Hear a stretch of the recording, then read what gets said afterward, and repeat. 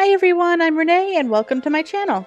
Today I'm going to show you how to make this trick-or-treat cake, which I think is perfect for Halloween. I baked off 3 7-inch layers of my chocolate cake. I have the recipe linked down below.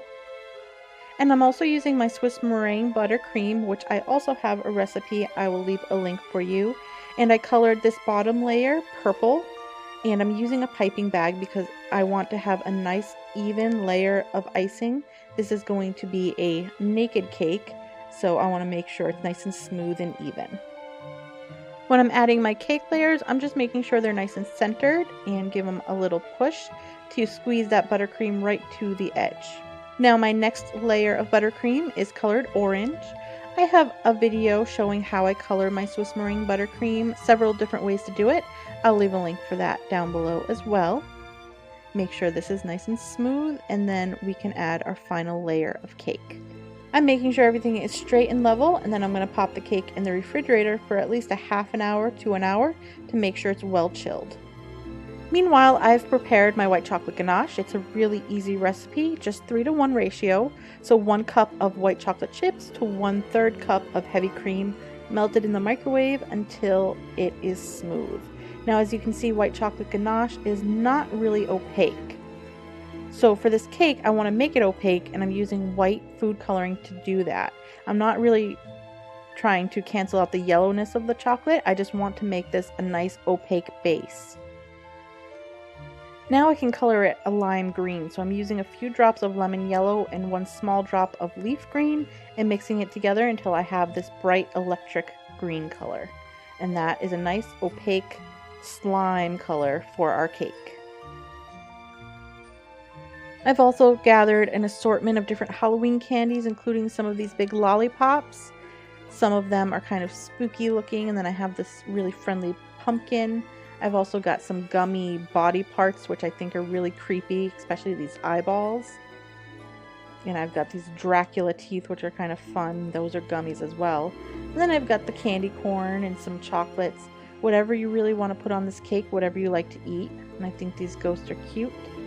I think the combination of the traditional Halloween candies and the gummy body parts are going to make this cake really fun.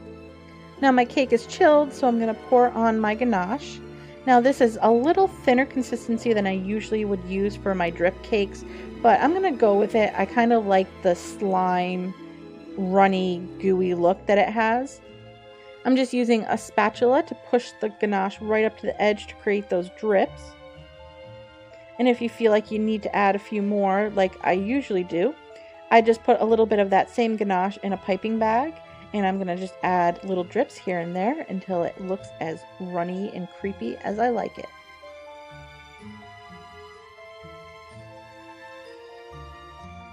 Then I can immediately start adding my candy decorations, starting with the larger elements and focal points first, like this big jack-o'-lantern lollipop and this creepy spider web behind it. I want to kind of create some asymmetrical height here. Now I have some of my Swiss meringue buttercream that I colored the same color as the ganache, and I'm going to use that just as a base so I can build a little bit of different height to this pile of candy. And I'll just add the candies here and there until I'm happy with the look of the cake. I think the gummy eyes are my favorite decorations here.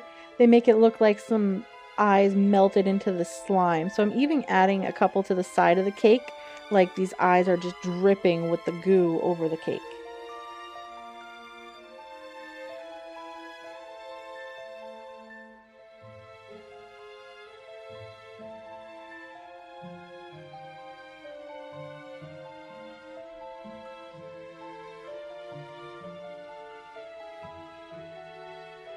I think one more gummy eye will finish things off, and this cake is done. It was so easy to make, and I love how it came out.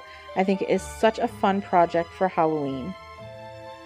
I hope you liked this video. If you did, give it a thumbs up. Thanks for watching, and don't forget to subscribe so you don't miss new videos.